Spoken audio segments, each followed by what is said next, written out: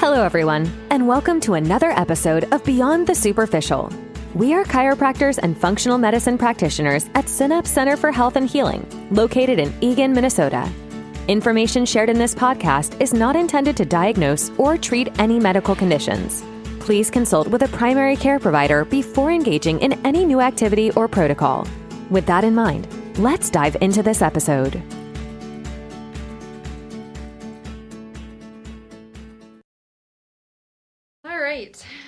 So this week, we've been working on different challenges to better our lifestyle habits and health.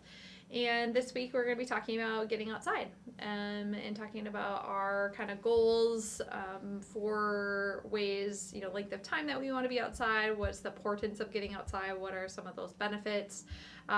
What are ways to incorporate it that are beneficial? And then how does it affect our bodies and kind of some of the labs that we might see or some of the conditions that we might see here at the clinic. And our main goal is to start out with getting outside, and that being an important getting nature and exposure to different elements of outside. So when talking about nature exposure, or outside or outdoor exposure, why is it something that's important to your health? And is it important to your health, I guess, would be also another part of that question. So I don't know if we have a certain order here, but the first thing that comes to mind is always, getting the morning sunlight within that first hour when you wake up. Mm-hmm. It's like in the morning, I go out to my patio, water my plants. Mm-hmm. Yeah. A little bit tougher if it's in the winter, of course, but still even just at least for a couple minutes, just get out there. Yeah. And expose the eyes to the sun. Yeah. Mm-hmm. Sun exposure. Mm-hmm. Good point. And people don't realize that the circadian rhythm is all day. So starting the sunlight in your eyes in the morning is starting to train your circadian rhythm so that melatonin actually starts coming down in the evening so you sleep better. Mm-hmm. It's a good part of training that rhythm. Yeah, a lot of the times I think it's really easy for us to, we pull the blinds at night, especially in the summer when it gets, stays light longer. And we might be pulling the blinds, creating more of that darker environment for healthy sleep. We've talked about that in the past, how to little tips and tricks for healthy sleep and restoration. And dark rooms are important for that. And so a lot of the times people, as we wake up, we get ready, we go into the bathroom, we might turn the light on. There's probably not a window in your bathroom, and we start getting ready for our day, and maybe we're pulling the blinds, maybe we're not pulling the blinds open, but either way it's a very brief moment, and then we're going into the bathroom, getting ready for our day, and kind of making our way down the kitchen. But within those first 10 minutes is a really great time, and I know it kind of sounds crazy when you're kind of waking up and have a ritual, but that can be that's the time that you need to remind your body of kind of the rhythm that you're going to put into place. And a lot of times, I'm sure it was talked about in our sleep podcast too, we replace that red light or that sunlight, red light, that UV light with blue light and instead in the morning. So if you're able to do that, put your phone up right away within those first 10 minutes, you're getting that light versus the first 10 minutes of the UV light, the exposure, the sunlight exposure. Yeah. Just being mindful of that within the first 10 to 20 minutes of waking up. And even those people who feel like fatigue, mid-morning, where they don't wake up feeling rested.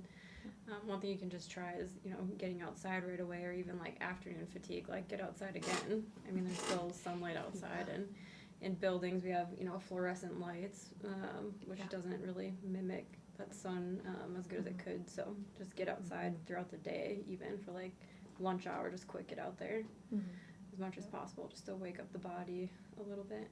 Yeah, and wake up the brain. It starts that brain activity too.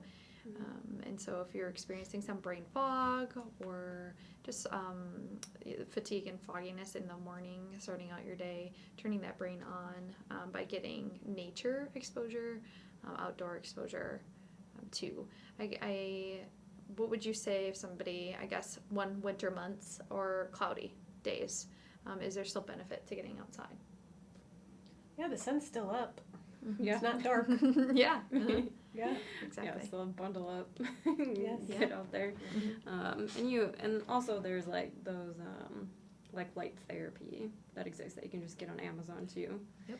Which helps a lot of people. Just getting some of that like blue light in the morning is helpful. So there is light out there, light therapy that you can do as well for cloudy and if it's blizzarding outside. Yes, you just want to go out. Yeah. Or even when it's raining now, it's springtime, it's raining a lot.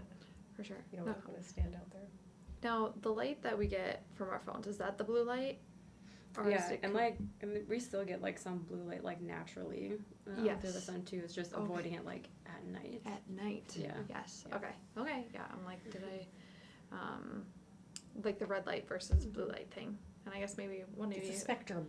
Yeah. Mhm. Spectrum of lights and rays. I forget. Yeah. Okay. Yeah. Other ways to benefit from being outside besides just the sunlight. Yeah. Vitamin D. Vitamin D. And I probably talked about this on another podcast. I think I did. But making sure you don't like lather on the sunscreen maybe right away, but wait 15 minutes. Yeah. Because to get enough vitamin D for the day, you want at least 15 minutes with 70% of your skin exposed. So like shorts and tank top. Yep. And then you can put some of that mineral sunscreen on you. Yeah. Yeah. And I did hear like significant body exposure, like shorts and a tank top. Yes, but Mhm. like. I can't remember what percentage of the body needs to be exposed. But 70. it's, 70. Did you say that? Oh, sorry. That's okay. Yes, 70% needs to be exposed. I was thinking just like what you're wearing and what you're supposed to. Yes, 70%. Yeah. I'll even set I have an app on my phone called D-Minder. I wanted to say D-Timer. D-Minder. And it tells me how much UV in wherever I'm at. It'll tell you what the UV index is at the time or when the next UV exposure could be. But I can set it to measure how long it asks me what I'm, how much of my skin is exposed. Yeah. And it will say how much vitamin D that you get. Sweet. That's amazing. Yeah, so that's helpful. Yeah, that is. My Ring app reminds me you can add like a widget or whatever, and then it'll remind you like max UV exposure time to get out there and get your nice. sunlight. Oh, Yeah, there's that's so good. many good like tools out there too. For sure. That's great. So let's talk a little bit about other benefits, like physical benefits as well as mental health benefits, things like that we can also get. Like we get those vitamin and minerals also from being outside, but other benefits from just being outdoors and nature exposure. Yeah. Do you want to get into grounding? Sure, yeah. I think that's a great one. So touch grass, touch trees, Yeah. because what that does is essentially neutralizes our electrical charge because we're around a lot of, like fluorescent lights, like I was talking about. It gives off a lot of dirty electricity. Dryers, printers, our computer, our phone gives off so much dirty electricity. It actually changes. I mean, all of us were electrical beings. All of our cells, we all have a charge to some degree, and these technology devices, Wi-Fi, all of that changes our electrical structure and our fluids in our body. And what grounding does, so getting outside, touching grass, a grounding mat, whatever it is, it helps stabilize or like neutralize some of that excess charge that we build up throughout the day and depending on what we do. And what that can do is essentially it affects the shape of our mitochondria. We don't reproduce our mitochondria as well as we should, so it changes the structure of that mitochondria, how we make our energy throughout the day. So that's a big one. Our red blood cells are a lot happier too when we have a proper charge in our body, because what can happen is our red blood cells will start to like stack and be sticky on top of each other, and once you ground, they kind of break apart and they can properly oxygenate our body. So we can see it, through science in our bodies, like what grounding actually does. So interesting. Yeah, it's amazing. Yeah. It really is. I mean, there's a lot of ways you can, what are other ways, I guess, you could use grounding to benefit you? Are other ways besides putting your feet in the grass and touching, I guess you mentioned touching trees. Are there other ways that we can get that if we're not able to do that? You can mimic it too. Like if you're showering, you can actually like plug up the water and add some Epsom salt or like a magnesium salt in the water too. And so that'll help as well. Yeah. Or mimic grounding too, because it changes that electrical structure. So that's one way to do it as well. And grounding pad. I sleep on a mats. grounding pad. I sit on a grounding pad in my office. It's plugged into the wall. Yeah, sleeping on it at night is a big one. So you can ground literally all night, get deeper sleep, more restful, get into that REM and deep sleep a little bit better. So that can dramatically help inflammation as well. Talking about grounding. Yeah. Awesome. Grounding mats, electrical charges. Sweet. And getting outside. Nice. Yeah, and doing that. Yeah, the elements of the outdoors in your home as well can help. I know, like, there's this term. Have you heard of the term forest bathing? It's been a big thing now. Yes. Love it. Talk about it. Yeah. Mm-hmm. What's that? I don't know much about it. Yeah, Heard that's been about it's been a huge kind of trend with like retreats, and I think it's so funny because I also think it's kind of a term to kind of a ploy term almost to like bring people in what they talk because it sounds like you're like literally like bathing all these things away and but it's really as simple as just getting out in nature. Really, that's all it is. Walking by it's- trees. Yes, Yes. walking by. That's literally usually what it is. It includes like instead of listing like hiking or walking or like nature exploring, it's forest bathing, and Never heard of it. it's pretty fantastic Yeah. though how it's included and how like those components not only getting outside to do it, but even realizing like that beauty in your home too, like bathing your home in the forest, like pictures and plants and scents and things like that you get from the outside. So it's bringing in all the senses, I believe, is kind of the important part of forest bathing and bringing some of those into your home too. But I don't know if you know, have you Yeah. done more on it? So I'm probably going to butcher this because I didn't look it up, but I think the studies mostly were in Japan. And they actually took people who, some I think were even sick, like with cancer, and they had them do like 3-day retreats out in the forest. And it actually, they saw big changes in their immune system and their ability to fight disease with the forest bathing. And so it's the essential oils or the smells out there that you were talking about. You can do this to the immune system. So some of my best results with Lyme patients and mold patients is getting them outside, which can be a little scary if you're a Lyme patient because you don't want to contact with ticks. So you have to use some protection there because you can expose yourself with that. But lots of great things with the grounding and just being out in nature. And then another study, they talked about aeronutrients and aeromicrobiome. So they were seeing that you can actually take in nutrients from your surroundings. So my guess is this can be a little bit with like cooking too and smelling, Yeah. but out in the forest and out in nature, you're taking in not only nutrients, but also in things that can improve your own microbiome of your system and of your body by being out there, and it just strengthens you. So I'm a huge fan of Yeah. getting outside and feeling that, getting all that. That reminds me of that product, Ion Biome, that comes from, I'll have to look it up, but it's the same thing, and taking in what's coming from the minerals that we find different than a mineral supplement, but Yeah. that same sort of thing. Yeah. And I don't know if you guys know, this has been on my mind too, because we talk about essential oils, Mhm. and I always think about it as a scent, like it stimulates your brain in a certain way, and that's where the benefit comes from. But I don't know if it's also, and I just have missed this point, that it's something that you're absorbing through the skin as well, as far as like nutrients go, and that's where like maybe bathing in these things too can be a thing, and like you said, having it in the house just around you can be a benefit. Yeah, exactly. Having surrounded in it, or just digging in dirt, soil, Yes. planting, gardening, ways like that. I mean, that's Yeah. literally what you're doing. You're lathering yourselves in the actual minerals and And the microbes in the Yes. dirt and Yep. yeah, a pretty cool thing that has been those studies have gone nationwide and has been included in a lot of kind of natural holistic retreats around the So what do you think about oxygen? Can you dig in a little bit about why oxygen is so vitally important to the body? I mean, we're getting clean air outside better than what we're getting in the inside. So the kind of things that happen when we don't have enough oxygen compared to when we do have enough oxygen that I don't think people realize. Well, I feel like you guys can jump in. Like, that's a complicated question that I don't have exactly the science with it when it comes to like ozone splitting into the different molecules, and that's where we increase the oxygen in the blood. And so all of that can have an anti-inflammatory effect. And so that's where like the HBOT machines can come in to really push that oxygen into the system and into the different crevices in your body, because that pressure changes, pushes that oxygen in there. And so we see a benefit of like brain health, for example, healing and concussions, healing from things like Alzheimer's and Parkinson's, that kind of thing. And I'm not saying complete healing, but support in those systems.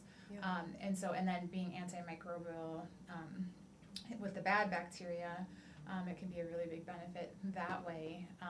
And so that is one thing that it goes towards. Yeah, and with like ozone too, it's 3 oxygen molecules put together. So essentially that extra oxygen molecule, it'll turn on our antioxidant pathways too. So like turn on, those pathways just to help fight off pathogens and kind of quench those free radicals, if you will, to calm down inflammation and infection. Yeah. Great. That's Yeah, cool. Yeah. that's great. Yeah, that is. What about mental health? Besides, lowering cortisol, obviously being outside, and I just think even being, it's quiet. It's a quieter environment, depending on where you are outside. But not only that, but it can change your cortisol levels right away, and that's going to help with serotonin production, dopamine production. Not the lower cortisol, but also being out in nature, being in a more zen-like state, allowing our neurotransmitters to not be overworked and used up, I guess. Yeah. I'll jump in here too, because I always tell my patients, just from a neurology standpoint, and this has been talked about in other podcasts as well, but the act of walking, that's where EMDR actually came from, is the practitioner noticed that she was feeling better after her walking, and she attributed it to the lateral eye movements. And so when we do like our clearings with the eye movements, or if you do EMDR with a practitioner where they have lateral eye movements, that lateral eye movement actually goes in and suppresses the amygdala, where a lot of the fear and anxiety comes from in the brain. And so that's a lovely thing. So when you're walking, you're getting some of that eye movement. And when you're moving, you're breathing with the rhythm of your heart. And that can do a really great thing with activating the vagus nerve, which is, again, a parasympathetic, calming, healing nervous system, or part of the nervous system. So there's that part of getting out, too, not just grounding, but I didn't realize that's where EMDR came from. yeah. That is That's interesting. great. I didn't know that either. I always think of like when you, it's like, I was gonna say you made a joke, but it's real. Like when you were just like upregulate or stimulate, you'd be like, oh, I need to go touch a tree, like run out to the back. I was thinking that, like it's because it's real. It just helps like calm down your nervous system. It is. Like I don't identify as a tree hugger, but I probably am. Because I've actually had, when I first started practicing, my first mold patient, I could feel her buzzing in my hands. And it was such a weird feeling to me. And this mold patient, even her hair would stand out on end. She had weird experiences with electrical, like the computer or phone, like things would just go off, and electricity wise. And I'm not entirely sure. I'm told it has to do with some of the like mineral balances across the cell, and that affects just your own electrical charge. But I could actually feel her buzzing, and I would go home and continue to buzz until I would go touch a tree or lay on the ground. And so that it became more real to me after seeing that patient, because I'm like, I could actually feel, and now I can feel it, like, and then that's where acupuncture points to, like you can feel that energy through it. But it was so intense, and it would stick with me, like my arms would buzz. And laying on the ground, that's where that came from. And because staff saw me touching a tree. And you can even muscle test to it, or for it too, like if patients are more sensitive or whatever, because you have them lay there, you plug in a hair dryer is huge, and you can, lay that on their stomach, like you have a strong muscle first, you plug in a hair dryer, put it on them, or like a cord, That's electrical. plugged in. Yeah, Okay. like a power unit. You put it on them, and then that muscle will just get shut down so fast. So like you can prove it with muscle testing too. Yeah. Just like the sensitivity to it. It's wild. Yeah. Yeah. Well, that's amazing. And just the reduction of stress and anxiety, too, that provides to, that grounding. It's really an important piece. We had our own experience with some mold this last winter, and closing the windows and not getting outside created just the influx of symptoms. And as soon as we would be able to get outside and do things outdoors and that kind of thing, we had much better days. We didn't have the same nights, and still, I mean, getting out of the house and doing that on days that I know are rainy, or my 3-year-old might not have gotten out at daycare. At the end of the day, like, I know rest is not going to be as restorative for him until we get that fresh air. And so it's like sometimes we have to bundle up. Sometimes it's a matter of just a few minutes of, like, whip your shoes off. We're going to walk just down to the mailbox and back. Yeah. It can be as simple as those kind of quick movements, but how those play a role, and that plays a role in sleep. And even in those few minutes of, in this sense, forest bathing, in a few minutes of just being outside, getting those different components and those the sensory, you could probably speak more to that, those sensory things in prior to bedtime, at really any point of the day, but can really help with restorative sleep and then reduction of stress and anxiety too. So I'll do it. I'll go for a run, and then after my run, I just lay down on the ground and just hang out there for a while. But I'm a huge fan of walking barefoot too. yes. Even what that does for the strength of the foot. I'm a dancer, so I end up being barefoot, and what that does with the strength. But then just the grounding aspect of it. I know my son is more neurodivergent, and he might not want to go for a walk, but we do a lot of hikes. Once he's out there, it's his world, it's his jam. I'll be walking on the path, and he'll be lost in the trees. I can still see him, but he's off in the trees climbing and smashing things, and you can just see a difference in his ability to regulate out there. Regulation, Yeah. self-regulating. It's great. Sweet. Yes, really, really great pieces. Talking about, I know we mentioned circadian rhythm a little bit, and kind of goes along with that, like helping with sleep, or helping you wake up in the morning. What is circadian rhythm, and why is it important, and why does it benefit us to regulate that?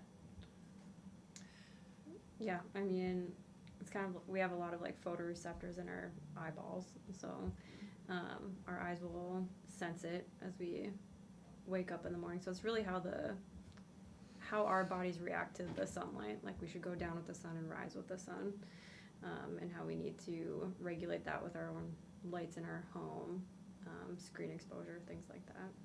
Can talk on more details. Yeah, so then it has to do with like the cortisol levels, Yep. And the melatonin levels. So like what you were talking about, the light hits the eyes, and then it starts that release of the cortisol, and it starts to spike. And then throughout the day, as the light changes that we're getting exposed to, unless we're just constantly doing blue light all day long with our screens, it's supposed to go down, and then the melatonin starts to rise. And so then we get that circadian rhythm, and so supporting it, getting out in the morning and getting that light Yeah, in the morning. Yeah, because that's going to dramatically affect like our deep sleep, our REM, our light sleep. So just like our whole restorative sleep cycle that should happen at night is going to be hugely dependent on that circadian rhythm and what we do with the light. Yeah, it seems simple. Like, it seemed like sometimes I feel silly recommending it to patients Yeah. who are having sleep problems. 'Cause it's like, but it really sometimes has been the thing that like gets people back. Yeah. Like with a good sleep cycle. Yeah. With that, do you have patients or tips for patients that might do shift work? That it would be different for them, where they can't get out right away Stop in the shift morning. work. Yeah, I mean, it's literally labeled as a carcinogen. Yeah. now, technically enough. So I mean, It's tough. Maybe that's where light therapy Yeah, machines light can therapy. come in. yeah. And if you're It's- sleeping during the day, make sure it's like dark, so you can at least get some restorative sleep in there. But I mean, it's literally the opposite of what we should be doing with our bodies. But Yes. it's needed. Like, I can see that, but doing everything you can with dark rooms and then light therapy to replicate it artificially if you have to, I guess. Yep. And what go ahead. Well, I've seen that be a significant issue for patients coming in, and just even meeting with people and people in my life that are doing it, how large of effect that has on health. And that I say before to family members, people that I know want to come in, I say, well, first thing you're going to have to do is you're going to need to get off night shifts. It's just going to be number one for us, to be able to evaluate accordingly and to realize like how much that is attributing to your health right now. You need to have quality sleep and match the circadian rhythm of the day, because it plays such a large role in health. And I think most people that I know would probably agree when they get on the shift work or this up and down, that it is having an effect. But how do I change that, or how do I get away from that when they might be stuck in the situations? But I do know that. And like those people too, they'll have to make sure like their antioxidants are really strong too in the body, because when we restore like that restorative sleep, we're quenching those free radicals and decreasing inflammation. So like one way to combat that is orally take some extra vitamin C or an antioxidant complex, or like a fruits and greens supplement, just something to get some antioxidants in the body too. Yeah. Great point. I mean, focus on the areas that you can. Like if you have to do shift work, be healthy in the other areas. Yep. So yeah, as best as you can. Well, and as far as nutrients, so we didn't talk, I think, enough about how important vitamin D is. We said we get vitamin D from the sun, but why do we need it? Where are we seeing? I even someone I talked to today, we were talking about gut health and, knowing that the vitamin D is really low. You need to get your vitamin D up if you want the gut to repair.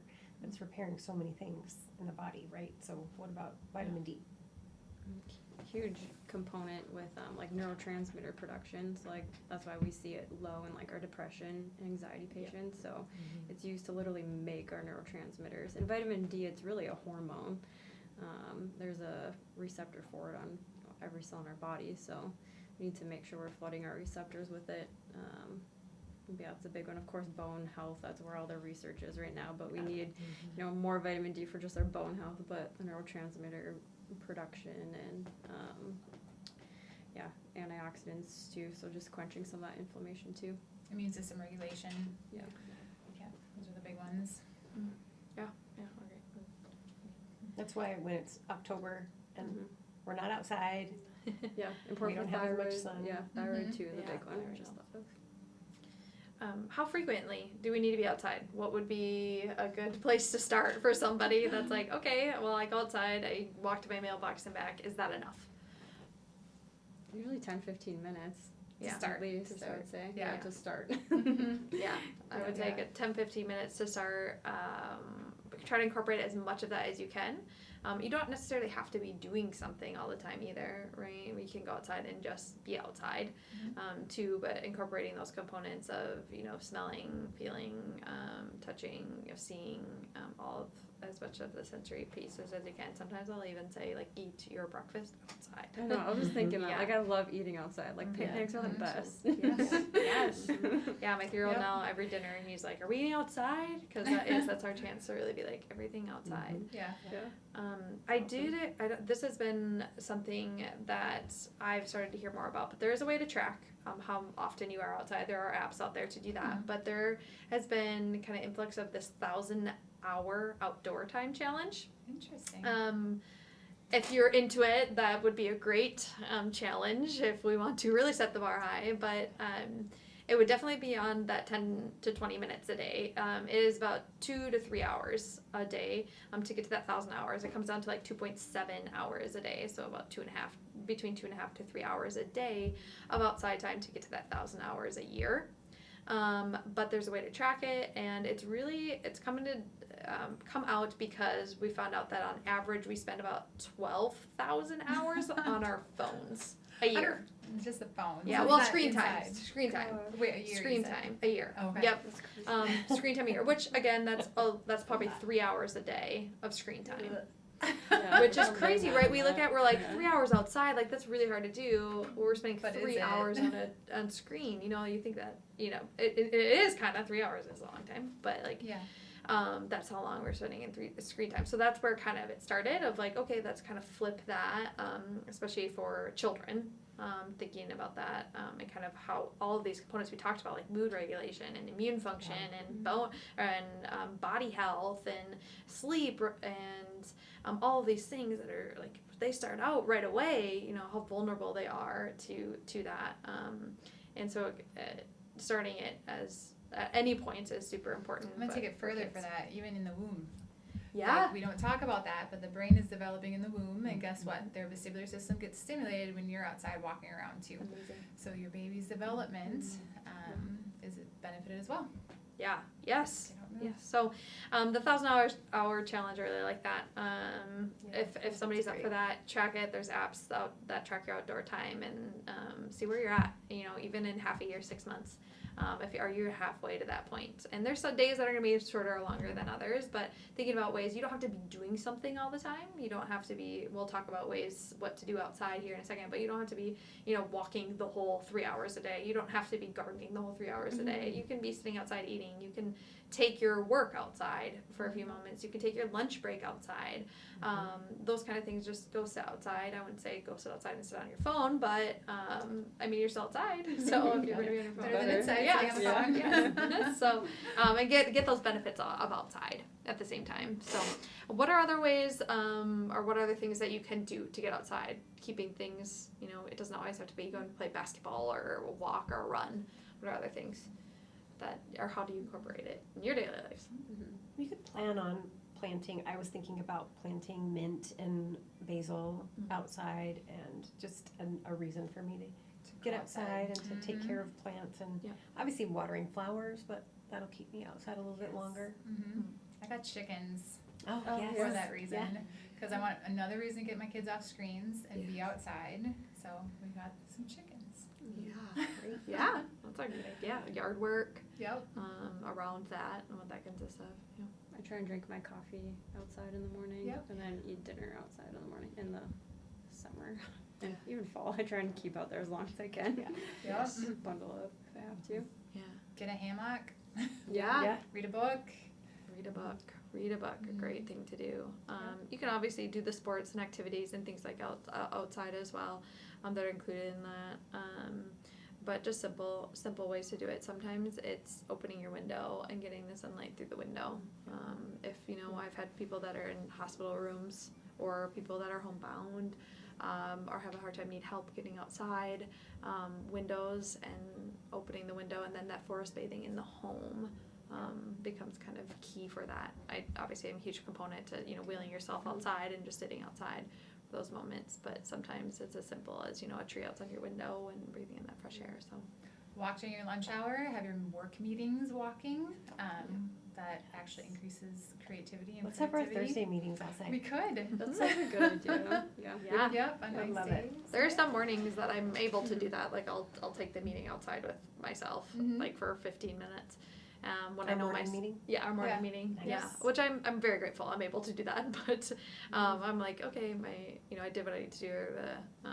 My schedule is done, and I'm like, okay, Yeah. I'm gonna pop around just for 15 minutes and kind of listen to the lab reviews that we usually do Yeah. during that Yeah. time. Mm-hmm. We've been playing a lot of pickleball lately, so we've been Yeah. spending a lot of more Oh. time outside. It's so fun. I haven't tried it. Haven't learned it yet. Or else, have you guys heard of a aerobie? No. It's like a frisbee, but it's essentially just like a disc and a hole in the middle, and that's so fun to fly or like just pass around because it's like a frisbee, but you can control it better. Like it has a lot of Wow. airtime. I highly recommend getting yourselves an aerobie Yeah. and playing catch. It's so Yeah. much fun. Just find a big open field. Yeah, give you so some much time to fun. catch it. Yeah. There's no diving involved, or Yeah. Yeah. So much fun. I live on a cul-de-sac, and some of our neighbors, our neighbor has all boys, and so they set up tape in the middle of our cul-de-sac and just make themselves a little pickleball court and play that pickleball in way. the cul-de-sac. Yep. Yeah. it is under your driveway, real thing. Yeah. Yep. Mhm. And we live in Minnesota. Don't get afraid of the winter. I mean, I just bundle up. I just wear the right Yeah. clothes, and if Right. it's really cold, I'll put some goggles on. I mean, Cover your head, I just got cover a your good hands. like mental Yes, picture of you it's- with your it's goggles. not pretty. It's not pretty. I'm trying to be attractive. After send us a this, picture. We would after love to this, see that. after this, I will show you a picture of my 3-year-old at his birthday party in a winter hat with his literally swimming goggles on and like a brown jacket, and it's the real thing. We're like, put some goggles on. He's like, okay. So he's able to, drive his little car that he just got for his birthday outside, but he's got his goggles on. There's hand warmers. Really, and it's not that bad. Like I'll go out 10 below. After 10 below, I might not go out as much, but it's not bad. For sure, bundling up or just sitting outside in the sun. Like if you're like not exposed to the wind or the cool, and you're getting sun at your door, I mean that's literally your body will soak it up. So, yeah, awesome, great. Anything else that we wanted to touch base on?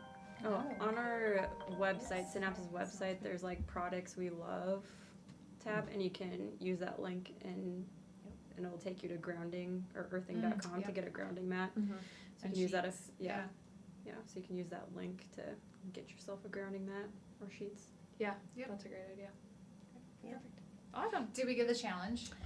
Yes, well, I guess we can reiterate again. The challenge this week will be 10 to 20 minutes daily outside, just kind of to get started. If you want to challenge yourself to that 1,000 hours of outdoor time, I'd suggest getting the app, tracking your time, and you can still get the app to track your time right now to see maybe daily what you're looking at. I mean, our phones are doing that with our social media, with our screen time. It tracks how much time we're spending on there. Take a look at that and try to compete with your outside time. It's a good idea. Yeah, just to get yourself started. Yep. Compete with your screen time with your outdoor time. Be with a friend. Yes, yeah. Find somebody to do it with you. Grab your family members to do it too, and let us know how it's going. Yeah, see how you feel. Perfect. Thank you. That concludes today's episode of Beyond the Superficial. Thank you for joining us, and stay tuned for more episodes.